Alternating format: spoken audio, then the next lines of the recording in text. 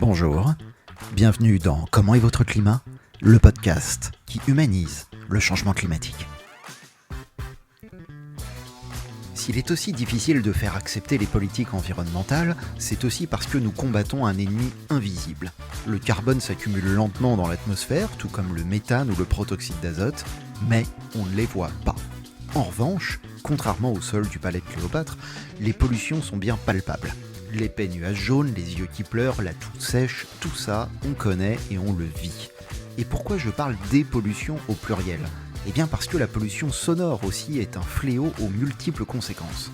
Les conséquences sur notre système cardiovasculaire déjà, mais aussi sur notre santé mentale sont des réalités bien concrètes. Souvenez-vous du Covid, lorsque le ciel était bleu et que nous dormions sans les bruits des scooters. Eh bien peut-être qu'il fallait commencer par là, par la santé environnementale finalement, pour faire prendre conscience au plus grand nombre de l'enjeu du siècle.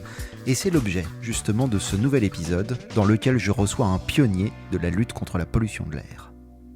Bonjour Olivier Blon. Bonjour. Merci beaucoup de me recevoir au siège de la région Île-de-France, à Saint-Ouen. Merci beaucoup. Moi, c'est la première fois que j'ai l'occasion de venir dans ce magnifique bâtiment, en plus en sortant de la ligne 14, qui est un peu la Bentley du métro parisien. Donc vraiment un plaisir de venir vous voir aujourd'hui. Pourquoi est-ce qu'on est ici ? Eh bien, tout simplement parce que vous êtes conseiller régional de cette région Île-de-France et vous êtes délégué spécial à la santé environnementale. Alors on aura largement l'occasion de parler notamment de pollution de l'air aujourd'hui, parce que vous avez un long parcours dédié à la santé environnementale. Mais d'abord, je vais vous parler un petit peu d'où vous venez, de vos études, parce que justement ça m'intéresse, parce que vous avez étudié le journalisme, la communication scientifique et aussi la neurobiologie. J'ai vu, alors ça c'est quand même pas commun de faire les trois à la fois. Et ensuite, un peu plus tard dans l'émission, je parlerai de votre plus récente actualité, qui est un think tank, en l'occurrence Urbanité, que vous avez lancé avec l'ancien maire, aujourd'hui député, Vincent Jeanbrun. Donc je vais commencer par ces études, justement, un petit peu atypiques. Enfin, elles ne sont pas atypiques quand il y a trois personnes qui font ces trois types d'études, mais quand la même personne fait les trois, c'est quand même un petit peu plus étonnant. Et donc, vous avez commencé en tant que journaliste chez Courrier International, j'ai vu, pendant 6 ans. Pas exactement. En fait, j'ai commencé par faire une thèse en sciences sur le cerveau. Oui. Donc où j'étudiais la schizophrénie sur un modèle animal, donc le rat. Et au bout d'un moment, j'en ai eu marre de tuer tous les matins des animaux.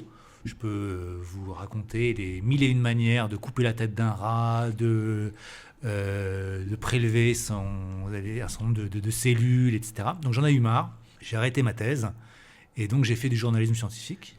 D'abord dans le magazine La Recherche, qui est un magazine scientifique, et ensuite dans la presse plus classique, notamment à Courrier International, où j'ai créé la première page nationale sur l'environnement. À l'époque, c'était avant la page Terre de Libé, avant la page Planète du Monde.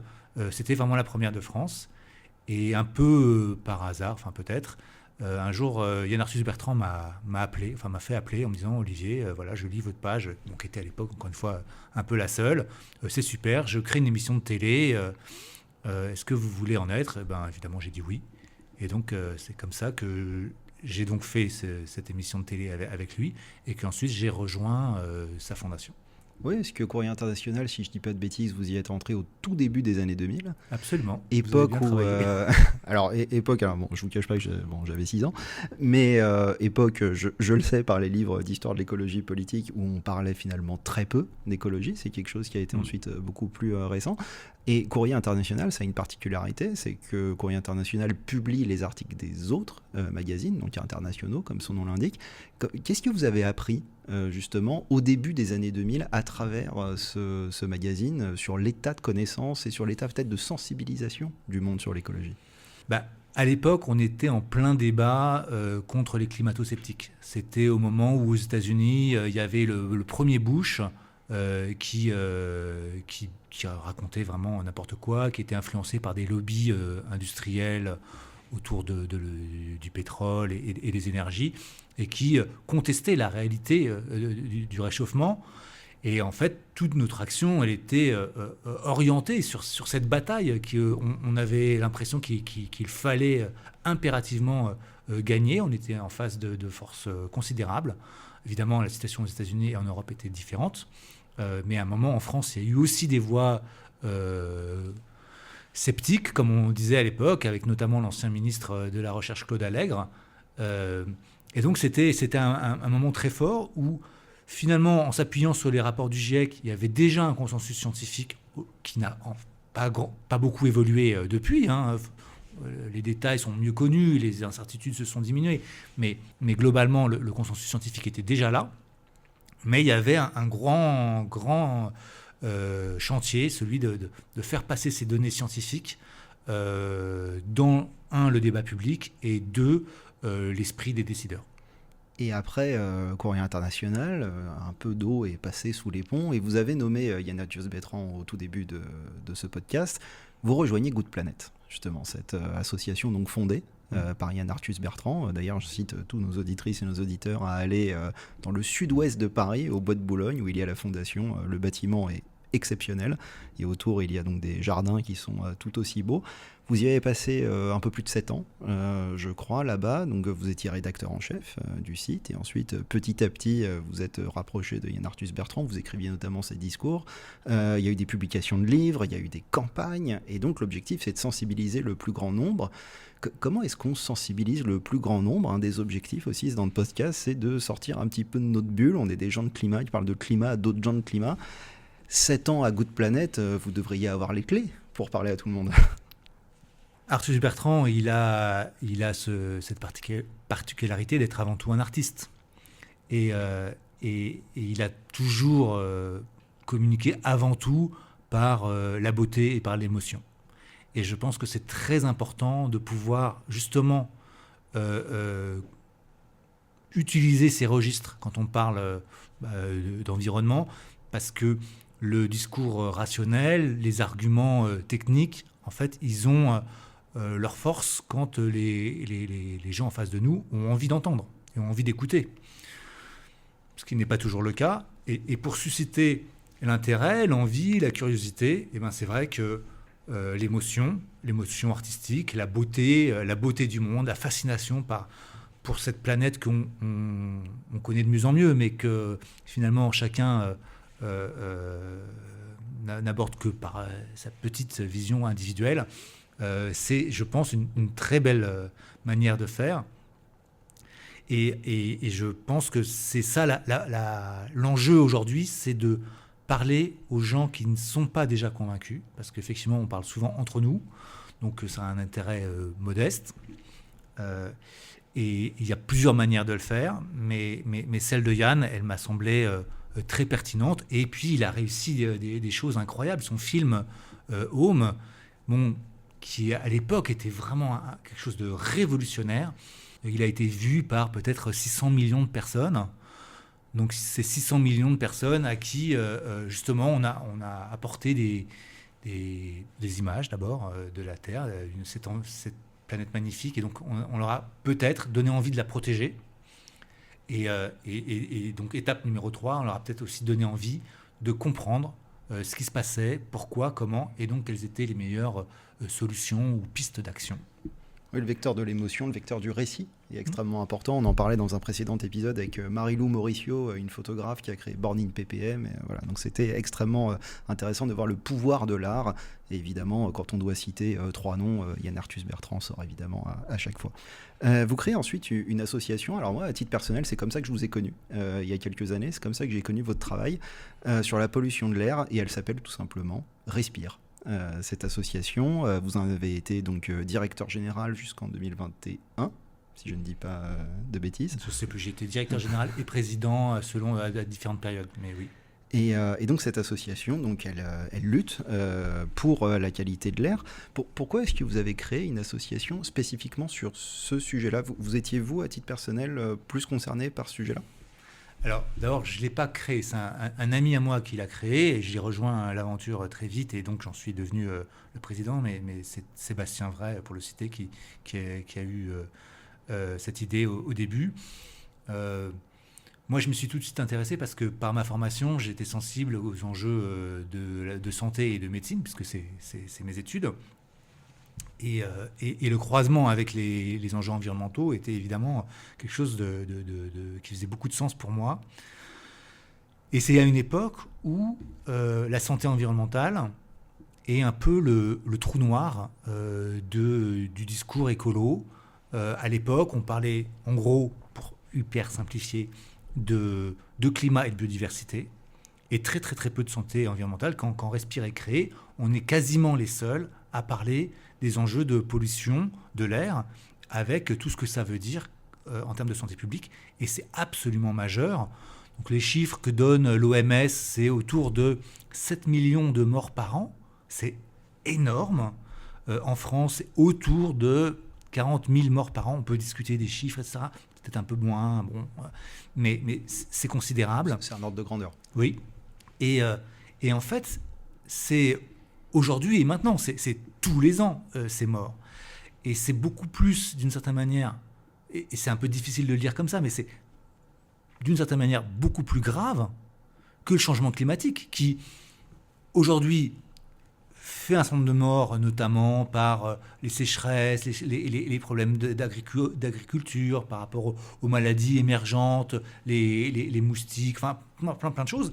Mais ça reste plusieurs ordres de grandeur moins graves en termes de mortalité que le climat. Donc c'était un enjeu vraiment important, en plus vraiment du quotidien. Je pense que c'est une manière différente de parler d'environnement.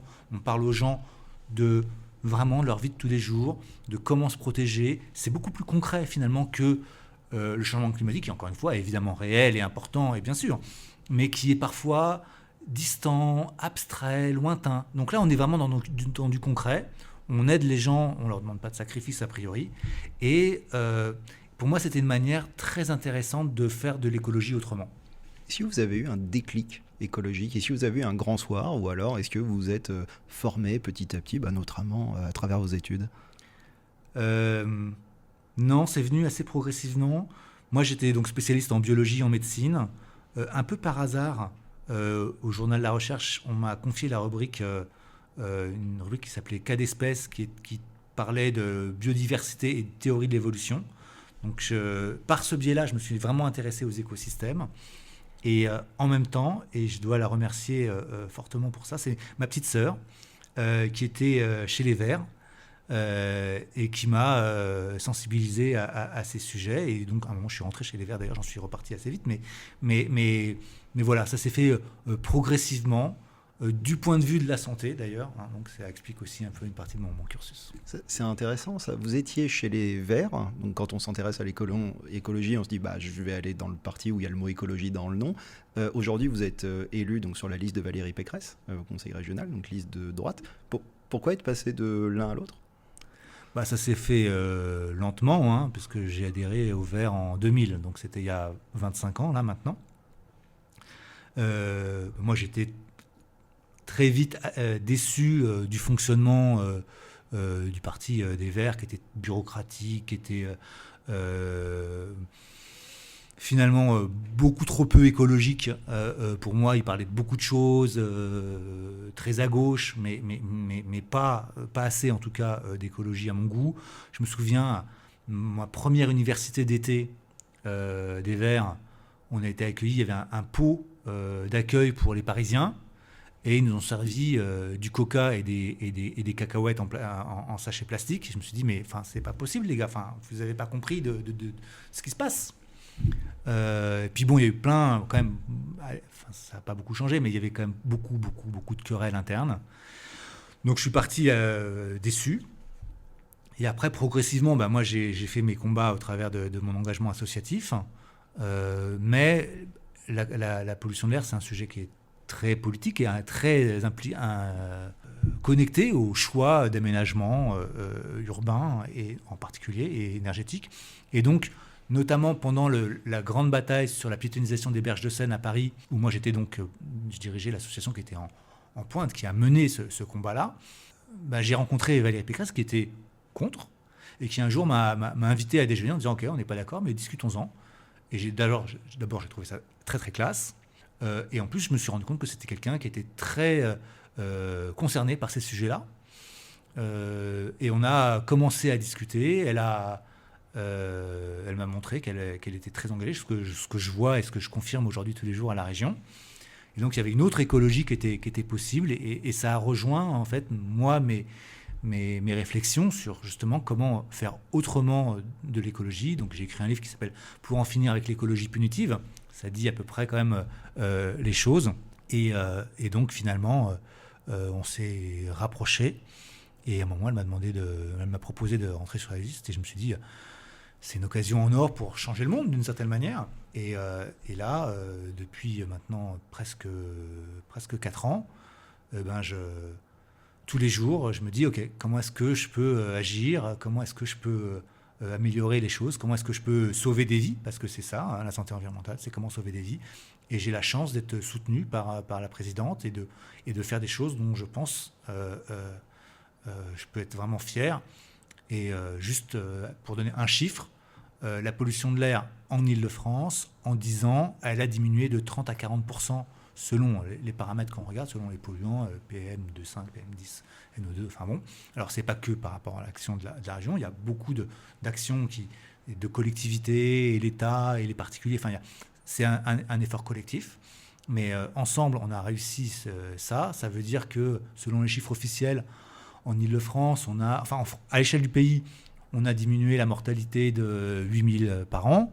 En Île-de-France, je crois que c'est 800. Ça veut dire qu'on a sauvé 800 personnes chaque année. Et ça c'est une grande fierté. Et ça justifie tous mes combats et toutes les difficultés que je peux avoir. Parce qu'évidemment, la politique, c'est pas facile. Mais je sais pourquoi je le fais. Je sais pourquoi je me lève le matin. Et je suis assez fier. Alors d'un côté, il y a ce tableau que vous avez brossé, 7 millions de morts par an dans le monde dû à la pollution de l'air, mais de l'autre, il y a aussi des bonnes nouvelles, et vous venez de les donner, il faut rappeler les bonnes nouvelles, on ne parle pas assez des bonnes nouvelles, il faut quand même les donner. En prenant les bonnes et les mauvaises nouvelles, est-ce que vous êtes éco-anxieux ? Alors je ne suis pas du tout éco-anxieux, et je pense que c'est vraiment, je pourrais vous en parler pendant des heures, je pense que c'est vraiment, comment le dire ? C'est dramatique cette histoire, mais je ne suis pas du tout éco-anxieux parce que moi je me bats tous les jours. Et je pense que la solution face à cette anxiété, c'est de reprendre en main son destin. Alors on ne peut pas tout contrôler évidemment, on est chacun toujours qu'un petit, une toute petite part de l'action qui se passe au niveau de la planète.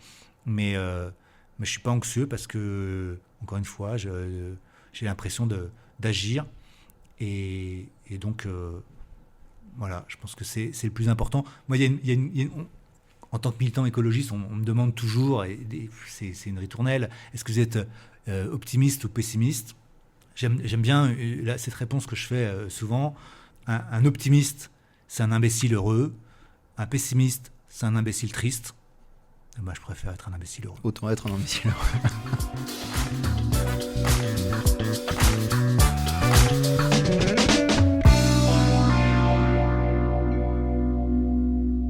Je vais commencer la deuxième partie de l'émission. Justement, je vais venir donc sur la pollution de l'air, sur la pollution sonore également, parce que vous êtes directement impliqué. Vous êtes président de Bruit Parif. Et ensuite, je vais vous parler bien évidemment du think tank Urbanité. Donc vous avez rappelé le chiffre déjà sur la pollution de l'air, 40 000 morts par an environ donc, en France, rien qu'en France. Vous avez évoqué plusieurs choses tout à l'heure. Vous avez parlé de PM2.5, PM10, NO2, etc. Est-ce que vous pouvez nous expliquer brièvement la différence entre ces particules ? Est-ce qu'elles sont toutes aussi dangereuses les unes que les autres ? Est-ce que, par exemple, quelqu'un qui vit dans une grande métropole à Lyon, à Paris, va respirer les mêmes que dans la Creuse ou en Corrèze ? Est-ce que vous pouvez nous faire un petit tableau de ces particules ? Alors, la difficulté avec la pollution de l'air, c'est qu'il y a un énorme nombre de molécules différentes. Elles sont toutes chimiquement distinctes. Parfois, on dit qu'il y a... jusqu'à 100 000 molécules différentes dans l'air qu'on respire. En gros, c'est invisible, c'est transparent, mais en fait, c'est une soupe, une bouillabaisse de molécules. Les principales, enfin aujourd'hui, celles qu'on regarde parce qu'il y a une loi et une directive européenne qui les régulent, ce sont ce qu'on appelle les PM10 et les PM2,5. Donc PM, ça veut dire particules de matière, donc c'est particules, et 10, c'est leur taille. Donc les PM10, c'est les particules dont la taille est inférieure à 10 micromètres. Les PM2,5, c'est les particules dont la taille est inférieure à 2,5. On utilise ce nom générique de particules parce que justement, il y a des compositions chimiques très variées. Ça peut être du sable, du Sahara, ça peut être des molécules issues des fumées des moteurs diesel, ça peut être des résidus agricoles. Il y a une immense diversité de molécules. Donc, c'est compliqué de vous dire laquelle est la plus dangereuse. Ce qu'on considère aujourd'hui, c'est que plus elles sont petites, plus elles vont pénétrer profondément dans les poumons. Et une fois qu'elles sont dans les poumons, elles peuvent passer dans le sang. Le but des poumons, c'est d'oxygéner le sang. Donc c'est une barrière très très très fine et perméable à dessein pour laisser passer l'oxygène, mais elle laisse passer l'oxygène, elle laisse passer d'autres choses. Et donc plus elles sont fines, plus elles sont... Il faut s'en méfier. Donc il y a les PM10, je l'ai dit, il y a les PM2,5, il y a même les PM1, les PM0,1. Et c'est autour de cette petite taille qu'on s'inquiète le plus aujourd'hui. Après, il y a donc une infinité de situations. Évidemment, à Paris et en race campagne, on ne respire pas la même chose. À Paris, ça va être en hiver, ça va être évidemment la pollution automobile. En hiver, le chauffage. Ça peut être aussi des composés chimiques issus des activités industrielles ou professionnelles. En zone agricole, ça va être plus les pesticides, même s'il y en a aussi à Paris, notamment parce que les gens qui font du jardinage ou même sur leur terrasse ou leur balcon utilisent parfois des produits dont ils ignorent la toxicité, mais qui est bien réelle. Évidemment, à côté d'un centre sidérurgique ou d'une grosse centrale, ça va être différent. Dans le nord, où il y a des vents qui amènent souvent du Benelux et des pays voisins, la pollution, ça peut être soit des pollutions agricoles, soit des pollutions même un peu plus lointaines à base de charbon d'Europe de l'Est. Donc il y a une grande diversité de situations. Mais encore une fois, ce qui est important de rappeler, c'est que globalement, sur les paramètres principaux qu'on mesure, ça s'améliore. Et prenons l'exemple de la région Île-de-France, puisque nous y sommes. Je me souviens, il y a quelques temps, il y avait des pics de pollution. Alors, ils se multiplient, c'est quand même assez fréquent qu'on ait une alerte, pic de pollution. Et justement, il y avait ce petit ticket pour prendre les transports en commun. Alors, c'était 2 ou 3 euros, je ne sais plus. Ça faisait un ticket à la journée, justement, pour éviter de prendre sa voiture. Mais qu'on prenne les transports en commun ou qu'on prenne sa voiture, le pic de pollution, à l'instant T où on parle, il est là. Pour monsieur et madame tout le monde, quand il y a un pic de pollution, comment est-ce qu'on peut se protéger ? Alors la première chose qu'il faut expliquer, c'est que le pic de pollution, c'est la partie émergée d'un iceberg. Et ce n'est pas le moment le plus problématique en fait en termes de santé publique. En termes de santé publique, ce qui est dangereux, c'est l'exposition régulière au niveau actuel de pollution. Donc selon les calculs, les pics de pollution, c'est 3, 4, peut-être 5% de la mortalité. Le reste, c'est l'air qu'on respire tous les jours. Donc il ne faut pas se focaliser sur ces pics qui sont un petit peu plus nombreux qu'il y a 10 ans, mais parce qu'en fait on a changé, on a abaissé les seuils. Donc en fait, encore une fois, la qualité de l'air s'est améliorée, mais comme on a baissé les seuils, on voit plus de pics. Ce n'est pas parce que la qualité de l'air se détériore. Il y a juste un paramètre qui se détériore. Et là, pour le coup, ça a trait directement avec le réchauffement climatique. C'est les pics d'ozone. L'ozone, c'est encore donc un autre polluant. Il est émis en période de canicule, quand le soleil, le rayonnement ultraviolet du soleil transforme un gaz qui s'appelle le NO2 en ozone. Et ça survient de plus en plus fréquemment parce que, évidemment, les épisodes caniculaires, à cause du réchauffement climatique notamment, sont de plus en plus fréquents et longs. Vous en parliez au tout début du podcast, vous parliez donc de lutter contre la pollution, que c'était quelque chose de beaucoup plus palpable que le changement climatique. L'exemple qui me vient en tête tout de suite, c'est le Covid. Pendant le Covid, en plus pendant le premier confinement, alors il a fait un temps exceptionnel, le ciel était bleu, il n'y avait pas de pic de pollution, il n'y avait plus de pollution. Alors bon, les émissions de CO2 ont baissé bien évidemment parce qu'on était confinés, sauf que la pollution, on a l'impression qu'en 24, 48, 72 heures, tout était parti, alors que le CO2, pour le faire baisser, pour l'enlever de l'atmosphère, il va falloir des milliers d'années, il va falloir couper nos émissions. Est-ce que finalement, une bonne politique environnementale, et surtout, j'insiste sur l'acceptabilité de la politique environnementale, elle passe par la pollution, justement, plutôt que par les émissions de gaz à effet de serre. Pourquoi est-ce qu'on ne prend pas ce prisme-là directement pour l'acceptabilité ? Alors c'est une des leçons, je pense, de l'émergence du sujet pollution de l'air dans le débat public qui est majeur en 10 ans. Et encore une fois, je suis fier d'y avoir contribué à ma modeste mesure. Et c'est quelque chose que, par exemple, Maria Neira, qui est la directrice de l'OMS en charge de la santé publique, santé environnementale, a dit on est passé à côté pendant trop longtemps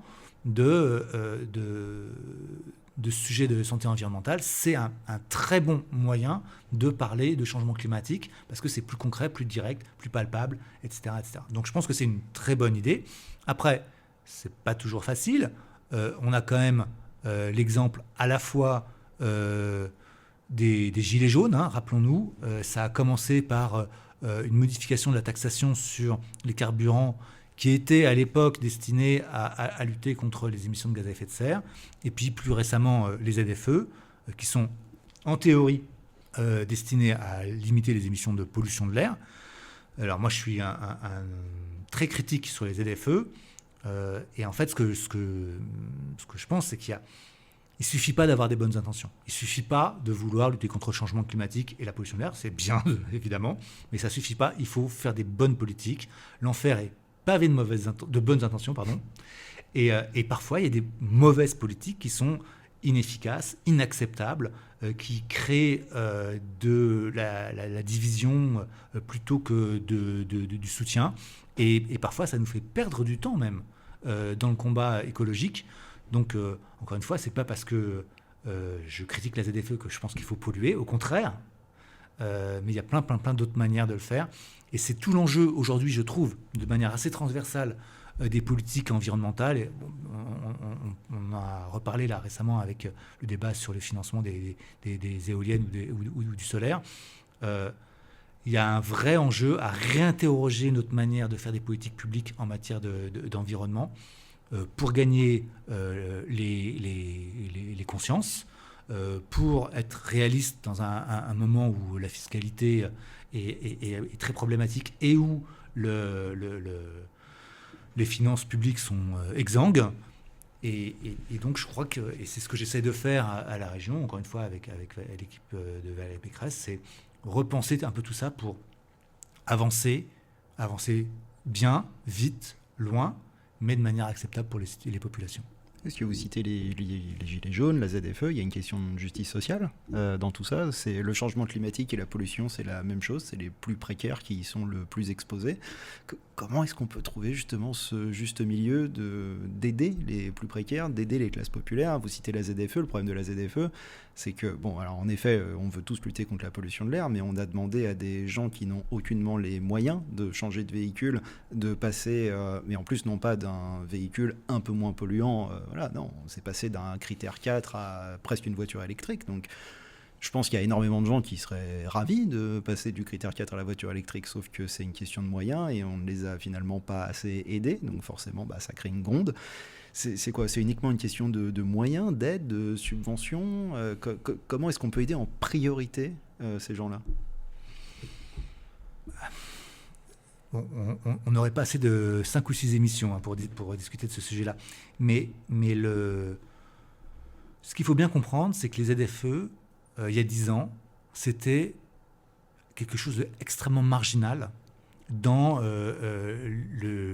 l'éventail de solutions mises en œuvre pour lutter contre la pollution de l'air. Que c'est devenu, à un moment donné, en France, presque l'alpha et l'oméga, c'est présenté comme la mesure fondamentale pour des raisons politiciennes. En gros, à un moment où l'État est mis en difficulté par des actions juridiques, donc à la fois de la Cour de justice de l'Union européenne et du Conseil d'État, il doit prouver qu'il fait quelque chose sur la pollution de l'air, mais il n'a plus d'argent, déjà, et il sort des gilets jaunes, donc il n'a pas du tout envie de faire grand-chose. Donc, en fait, il va refiler le bébé, entre guillemets, aux collectivités, puisque c'est ça, hein, c'est les métropoles qui sont en charge des ZFE. Je le confirme. Et donc, qui vont avoir à gérer les emmerdes, qui vont devoir faire la communication, etc. Et ils se dédouanent de ce sujet-là, sans donner d'ailleurs les moyens pour y arriver. Donc, c'est de la politique politicienne, malheureusement. Et après, au bout d'un moment, parce qu'ils sont tellement enfermés dans cette logique, ils s'y accrochent, ils la défendent, etc. Mais, donc moi qui ai un petit peu d'expérience sur ces sujets-là, pendant des années et des années, ce qu'on disait, nous les écolos, gauche ou droite, quand on voulait lutter contre la pollution de l'air, c'est il faut développer les transports en commun. C'est ça la solution. Et c'est absurde qu'aujourd'hui on n'en parle pas. Mais alors, évidemment, le problème, c'est que ça coûte extraordinairement cher. Mais Pour les gens qui habitent à 50 km de leur lieu de travail, soit on leur donne une alternative, soit il y a un bus, soit il y a un train, soit il y a je ne sais quoi, un moyen de se déplacer qui leur permet de ne pas prendre la voiture, soit ils sont obligés. Et évidemment, effectivement, ils n'auront pas les moyens d'acheter quelque chose. Donc voilà, les transports en commun.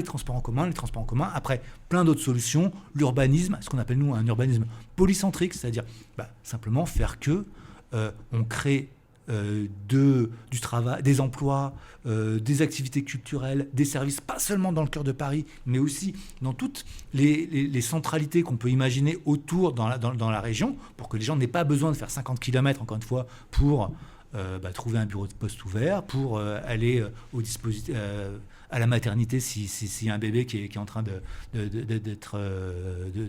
naître, etc., etc. Et ça demande des réflexions fortes en termes d'urbanisme. Encore une fois, c'est coûteux. Nous, à la région Île-de-France, on est en charge des transports sur le territoire. On investit 1 milliard d'euros par an sur ce sujet-là. On a financé, je crois, 600 km de pistes cyclables, des dizaines de nouvelles stations de métro et de tramway. Les Véligo, qui sont un énorme succès, on est les champions du monde avec les Véligo. Il y en a plus que de Vélib d'ailleurs. On a mis en place tout un ensemble d'alternatives qui sont des solutions pour les gens, qui améliorent leur capacité à se déplacer et qui leur coûtent moins cher, alors que c'est l'inverse de la ZFE, puisque ça diminue la capacité des gens à se déplacer et ça leur coûte beaucoup d'argent. Alors on a parlé de pollution de l'air, j'aimerais qu'on parle d'une autre forme de pollution, c'est la pollution sonore, le bruit, puisque vous êtes président de Bruit Parif. Donc cette pollution sonore, elle fait un peu moins de bruit, sans mauvais jeu de mots, que la pollution de l'air, mais tout de même les risques d'exposition prolongée sont assez inquiétants. Alors ça fait 2 ans, je crois, que vous êtes président de Bruit Parif. Qu'est-ce que vous avez appris? Quels sont les risques et quelles sont les solutions pour atténuer ce bruit? Alors peut-être pour raconter, en fait, je suis presque arrivé sur le bruit par hasard, presque, parce que c'est un sujet que je ne connaissais pas avant. Et donc, avec mes responsabilités à la région, donc j'ai été nommé à Bruit Parif. Et c'est une découverte et c'est absolument passionnant. C'est un sujet vraiment passionnant et très important parce que donc, la qualité de l'air, c'est la première cause de mortalité environnementale en Île-de-France, en France et dans le monde. Et le bruit, c'est la deuxième cause de morbidité. Alors, mortalité, c'est les morts, morbidité, c'est les maladies liées à l'environnement, donc derrière la qualité de l'air. Et donc, l'enjeu est très fort, notamment parce que le bruit, ça perturbe le sommeil. Et un mauvais sommeil, ça va avoir énormément de conséquences, bien sûr, de la fatigue, du stress, des conséquences psychologiques avec de la dépression, de l'angoisse, plein de troubles, mais aussi des conséquences étonnantes peut-être, des conséquences d'abord cardiovasculaires, parce que ce stress, il s'ajoute à tous les stress existants et il amène une augmentation du risque cardiovasculaire, donc des AVC, des infarctus, etc. Et aussi parce que pendant la nuit, il y a ce qu'on appelle des horloges biologiques qui se mettent en place et qui sont perturbées. Et donc, on peut avoir des modifications, y compris les hommes, de nos cycles hormonaux, et avec une augmentation du risque de diabète ou d'obésité. Donc, on a un impact sanitaire qui est majeur. Et c'est vrai que pendant très longtemps, on pensait que c'était pas si grave, que ceux qui se plaignaient du bruit, c'était des vieux grincheux qui empêchaient les jeunes de s'amuser, ce qui n'est pas toujours faux. Mais en fait, si on regarde à grande échelle, ce n'est pas seulement une question de sensibilité personnelle, c'est un problème de santé publique. On a, encore une fois, des enjeux gigantesques qu'il s'agit d'essayer de régler. Et donc là, c'est ma nouvelle bataille. Et sur le site de Bruit Parif, il y a une carte interactive qui est extrêmement bien faite où on peut voir justement les points de bruit. Alors quand on dézoome, c'est assez rigolo, on voit des lignes et en fait ça suit les réseaux ferrés. Et les routes également, c'est souvent ça, c'est des bruits aériens, ferrés, les routes, donc surtout des déplacements. Mais il n'y a pas que ça, il y a aussi des chantiers. Et depuis le Covid, le télétravail s'est beaucoup développé. Est-ce que vous avez vu une hausse des gènes plutôt diurne plutôt que nocturne à cause des chantiers et du télétravail? C'est un nouveau cheval de bataille pour vous sur le bruit? Alors vous avez tout à fait raison. il y a une modification assez claire de la situation avec tout ce qui a été changé par la Covid. La Covid, la première chose, vous le rappeliez tout à l'heure, elle a fait goûter aux gens pendant quelques semaines de confinement un air pur, mais aussi un environnement sonore apaisé, avec donc moins de bruit des transports, et ça y est, tout d'un coup, la possibilité de réentendre les oiseaux qui chantent le matin, ce qui est quelque chose que les gens avaient oublié. Et aujourd'hui, ils sont plus concernés par cette problématique. On le voit dans toutes les études d'opinion. Le bruit est devenu l'une des 2 ou 3 premières causes d'insatisfaction, de gêne ou de préoccupation locale pour les gens partout en Île-de-France. Et donc, il y a eu cette prise de conscience. Il y a le télétravail qui, effectivement, amène les gens à être à leur domicile aux heures de bureau, alors que donc ils n'étaient pas censés y être. Et donc, tout d'un coup, ils entendent des bruits qu'ils n'auraient pas entendus, par exemple le marteau-piqueur en bas, s'il y a des travaux de voirie, etc. Ou simplement la circulation, puisque vous avez tout à fait raison. La source principale de bruit en Île-de-France, c'est les transports, routiers, ferrés et aériens. Et puis, la troisième conséquence de la Covid, surtout en zone urbaine dense, notamment à Paris et en très proche couronne, c'est les terrasses. Parce que l'ensemble du monde de la restauration, pour s'en sortir pendant la Covid, et c'était une très bonne chose, déployer donc des terrasses qui étaient transitoires au début. Et en fait, ce que ça veut dire, c'est qu'aujourd'hui, le bruit est dans la rue beaucoup plus puissant, beaucoup plus fort, beaucoup plus long. Et ça crée ça amène l'émergence de nuisances fortes, de plaintes récurrentes. Et par exemple, sur Paris, là, sur les 18 derniers mois, sur 18 mois, la Cour régionale des comptes a noté 48 000 plaintes, simplement en 18 mois. Alors, c'est parfois des mêmes plaintes de la même personne au même endroit, mais enfin, ça fait quand même beaucoup. Et c'est clairement un sujet très, très, très émergent. Ces terrasses donc, qui sont liées au Covid, elles sont liées aussi à l'émergence d'un problème qui vous touche directement, c'est le changement climatique. Aujourd'hui, avec le changement climatique, les gens, notamment dans l'immobilier dense, ils essaient d'ouvrir les fenêtres. Donc quand ils ouvrent les fenêtres, ils sont plus sensibles au bruit extérieur, ou ils essaient de vivre dehors dans des terrasses, ce qu'on comprend évidemment, mais ça veut dire que le bruit devient encore plus problématique qu'il ne l'était auparavant. Pour prendre l'exemple de la voiture, j'ai vu qu'il y avait des radars sonores. Alors moi, je me balade pas mal dans la région, que ce soit dans le cadre professionnel ou personnel. J'ai pas l'impression d'en avoir déjà vu un. Alors, est-ce qu'ils sont très bien cachés? Est-ce qu'on ne les voit pas? Où sont-ils, ces radars sonores, et comment ça fonctionne? Alors, c'est une grande fierté de Bruit Paris, parce que dans l'équipe, on a donc des gens qui sont des spécialistes du sujet, et on a des ingénieurs un petit peu géotrouve-tout qui ont inventé toute une série de dispositifs électroniques, dont ces radars sonores qu'on a brevetés. On est très fiers parce qu'ils ont été testés un peu partout en Europe, à Berlin, à Barcelone, en Suisse, etc., etc. C'est des petits bijoux de technologie et ils sont aujourd'hui en homologation, en cours d'homologation par le Laboratoire national de métrologie, puisqu'à partir du moment où ces radars ont pour but de pouvoir verbaliser, évidemment, ils doivent être vérifiés par les autorités de l'État, ce qui est en cours. Et j'espère qu'on aura notre homologation à la fin de l'année, et donc on pourra commencer à déployer, peut-être en 2026. Ils ont déjà été déployés en conditions réelles dans Paris et en proche couronne, et d'ailleurs un petit peu ailleurs en France, sans verbalisation, pour vérifier que ça marchait. Les résultats ont été très, très, très concluants.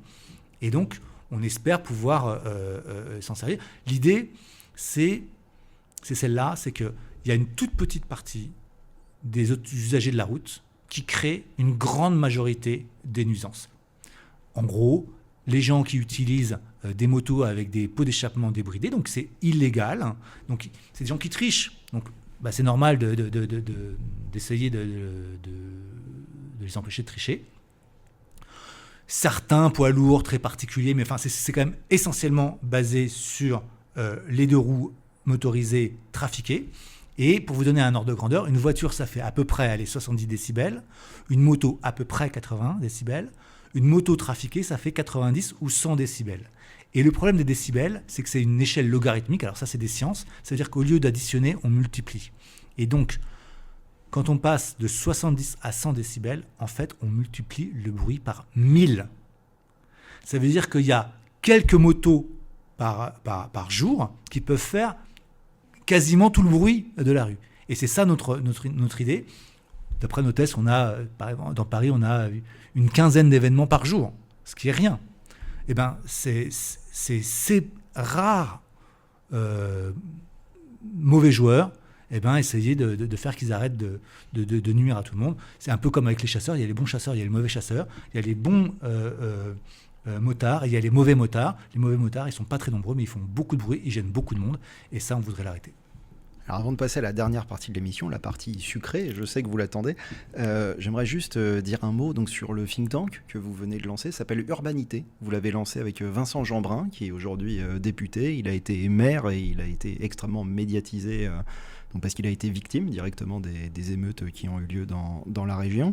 Et donc ce think tank, il a une portée donc, de santé environnementale. Vous restez dans votre domaine. Quel est l'objectif de ce think tank que vous venez de lancer ? C'est quoi ? C'est une boîte à idées, comme son nom l'indique ? C'est rassembler des élus, un mouvement citoyen ? Qu'est-ce que vous voulez en tirer ?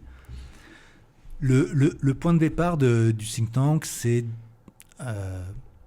cette confrontation quasiment quotidienne qu'on a tous, citoyens, élus, experts, avec les sujets de santé environnementale. Il n'y a pas une journée sans que dans la presse, on sorte telle ou telle étude, telle ou telle nouvelle, comme quoi une nouvelle molécule présente dans l'air, dans l'eau, dans les ustensiles de cuisine, dans les tuyaux. Enfin, tous les jours, il y a des nouvelles études qui sont, je trouve, très angoissantes.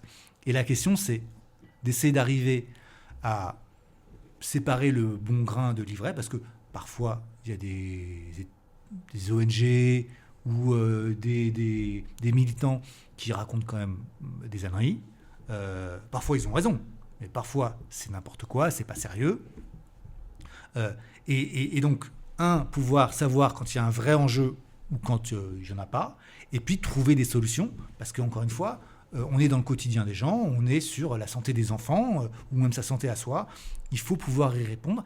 Et ce qui est très intéressant, c'est que le milieu urbain, c'est un milieu qui concentre en fait des populations. Donc il y a une exposition très forte et donc un enjeu sanitaire très fort. Mais il y a aussi des outils. On a des élus, on a des communes qui peuvent prendre des décisions. Et on a des élus dont je fais partie et dont Vincent fait partie. Et l'idée, c'est d'essayer de trouver sur ces problématiques de santé environnementale, des propositions concrètes qui vont améliorer le quotidien des gens. Notre première action, c'est de proposer des PPL, des propositions de loi, qui pourraient changer les choses. Donc, on a choisi 3 premiers sujets. Les cancers, donc il y a une chose très simple à faire, c'est créer un registre national des cancers qui permettrait enfin de savoir ce qu'il en est. Est-ce qu'il y a une augmentation majeure des cancers infantiles ou des cancers du pancréas, comme certains le disent, et il se trouve que les scientifiques disent que ce n'est pas vrai. Mais donc, en général, il y a des... Enfin, voilà, il faut aller dans les détails pour y voir clair. Donc, créer ce registre, donc ça, c'est une loi qui vient de passer, et puis donner à ce registre les moyens de son existence. Première chose hyper concrète, mais qui va vraiment aider les chercheurs. Sur les cosmétiques, moi, c'est un sujet qui me tient à cœur. Les cosmétiques vis-à-vis des jeunes, on voit... Alors moi, ma fille, elle est encore un petit peu trop jeune, mais on voit qu'il y a beaucoup de jeunes, surtout des filles, qui se tartinent de produits multiples et variés. Certains contiennent des molécules qui peuvent avoir un impact sanitaire. Et donc l'idée, c'est de leur donner les moyens de s'informer de manière claire et compréhensible sur qu'est-ce qu'il y a dans ces produits qu'elles se mettent sur le visage, et 2, de lutter contre la publicité un peu abusive, les excès des influenceurs ou des influenceuses, pour essayer de les protéger. Je pense que c'est un enjeu majeur, parce que toutes ces molécules chimiques qu'on absorbe au moment de l'adolescence, elles vont avoir un effet démultiplié, parce que justement l'adolescence, c'est un moment où les hormones explosent dans le corps, il y a des transformations majeures, et que donc on est particulièrement sensible en tant qu'être humain. Et puis la troisième proposition de loi sur laquelle on travaille, c'est le bruit, évidemment. Donc c'est mon sujet en tant que président de Gruparif. Et l'idée, c'est de s'inspirer de ce qui a été fait sur la qualité de l'air, parce que on peut observer, disons, en 20 ans, qu'il y a effectivement des vrais changements sur la qualité de l'air, une vraie amélioration de la situation et de la prise de conscience et de la manière dont les collectivités s'emparent du sujet. Donc on aimerait faire la même chose. Donc on veut faire une loi sur le bruit, comme il y a eu il y a 20 ans une loi sur l'air. Cette loi sur le bruit, elle manque cruellement aujourd'hui. Il faut donner des moyens aux citoyens d'agir, aux chercheurs d'y voir clair, etc., etc.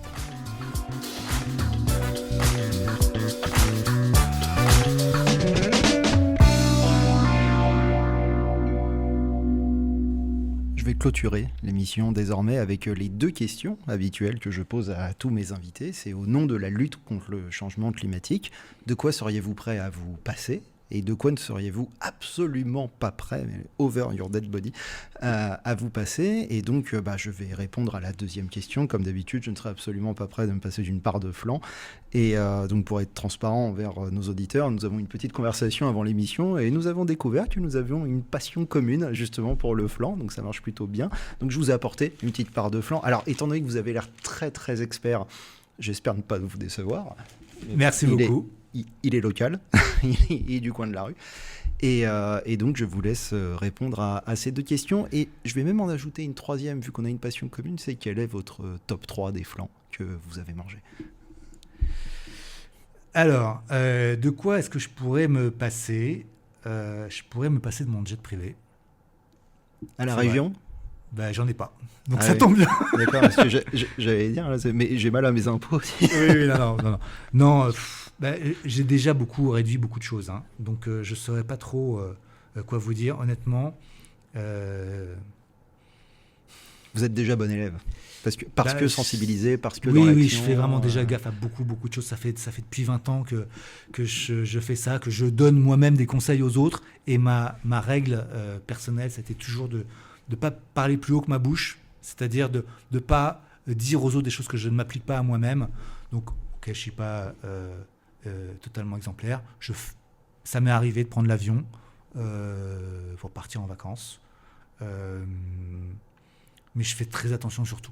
Donc, je ne saurais pas trop vous répondre. Votre marge de manœuvre, finalement, est plus faible parce que vous y êtes pris plus tôt. Ouais. J'ai décarboné le chauffage de ma maison. Je n'achète quasiment pas de fringues. Je regarde toujours la provenance de tous les produits que j'achète, notamment dans l'alimentation. Je ne sais plus sur quoi gagner encore. Et alors, au contraire, de quoi vous ne pourriez absolument pas vous passer ? Il y a 2 choses. La première, c'est mon ordinateur. Et c'est vrai, on le sait, que tout ce qui est électronique aujourd'hui, ça a un impact écologique, ça consomme de l'énergie. Mais c'est mon outil de travail, c'est mon quotidien. Je passe mes journées à lire des études, à envoyer des messages ou à en lire, à échanger avec l'écosystème de l'environnement sur l'île de France. Mais je pense que ce qui est important, c'est aussi d'avoir une vision globale sur l'empreinte carbone qu'on peut avoir. On a une empreinte individuelle par ce qu'on achète, ce qu'on consomme, et puis on a une empreinte globale par ce qu'on arrive à faire globalement. Et encore une fois, peut-être je me trompe sur moi-même, mais toutes les actions qu'on mène à la région Île-de-France, notamment par exemple sur les transports décarbonés, ça fait énormément de bien à la région. Donc je pense que ça vaut le coup d'utiliser un peu d'électricité pour les ordinateurs si ça permet de diminuer de plusieurs millions de tonnes les émissions des transports en Île-de-France. Et à titre personnel, une chose dont je ne pourrais pas me passer, c'est une bonne bouffe de temps en temps. Je fais gaffe et je sais que plus c'est quali, plus c'est local, moins ça a d'un impact CO2. Je ne mange jamais du bœuf qui vient des feedlots américains, etc. Mais c'est vrai que notre alimentation, elle est aussi responsable d'une partie de nos émissions. Je pense qu'il y a un bon agriculteur, il travaille bien, il faut arrêter de les stigmatiser et donc d'une certaine manière, il faut même les encourager, ceux qui travaillent bien. Et pour faire peut-être une petite blague, vous connaissez sans doute Slow Food. Oui. Donc un mouvement qui insiste sur l'impact écologique de notre nourriture et qui encourage à bien choisir. Et le fondateur de Slow Food, qui s'appelait Carlo Petrini, je crois, il avait dit cette chose que je trouve absolument géniale, c'est pour sauver la biodiversité, mangez-la, avec cette idée que toutes les variétés un petit peu originales du monde agricole, en fait, elles n'existent que parce qu'il y a des éleveurs ou des agriculteurs qui les élèvent, qui les produisent.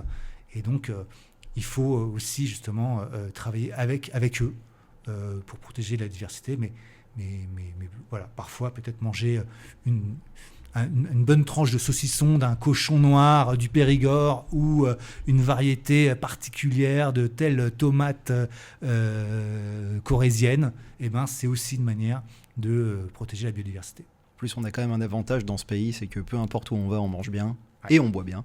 Donc voilà, profitons de la France et de ces magnifiques produits locaux. Et donc, alors, je vous ai demandé le top 3 des flancs. C'est vrai que le top 3 des flancs, je veux dire, si moi on devait me poser la question, ça serait quand même pas facile de répondre. Mais juste peut-être votre flanc préféré, est-ce que vous me l'avez dit en off, mais que tout le monde en profite? Oui, alors sur les flancs, je suis un grand fan de Yori Mochida, qui est un japonais dans le 16e arrondissement qui fait un flan absolument sublime. Je pense que c'est le meilleur du monde et j'en ai testé plein. Il y a une pâte dure, brisée, très surprenante, qui contraste avec la texture absolument superbe, aérée de la pâte. Il y a un goût vanillé très léger, mais parfait. Il n'y a pas cette tranche un peu sur le dessus, un petit peu sucrée, là, qui est toujours un peu horrible. brillante, un peu sirop de glucose. Voilà, là, c'est ces Japonais qui arrivent qui visent la perfection en tout et qui moi, m'impressionnent, en particulier en pâtisserie, qui est quand même déjà un domaine où il faut une exigence et une perfection absolue. Là, c'est vraiment unique.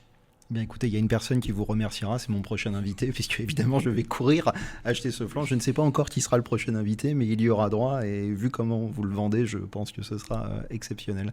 Eh bien écoutez, Olivier Blond, merci beaucoup d'avoir participé à ce nouvel épisode de Comment est votre climat au Conseil régional de la région Île-de-France. Merci beaucoup.